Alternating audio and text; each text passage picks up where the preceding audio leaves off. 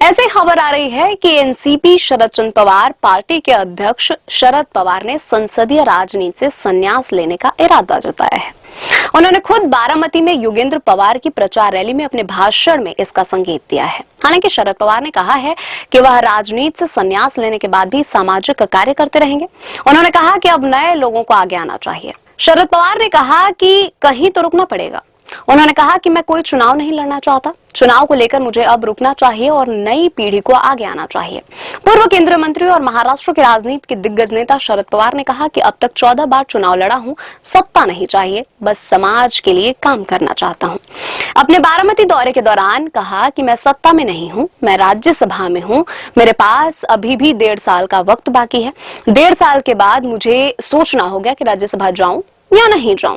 लोकसभा तो मैं नहीं लड़ूंगा, कोई भी चुनाव नहीं लड़ूंगा। कितने चुनाव लड़े जाएं, अब तक 14 चुनाव हो चुके हैं।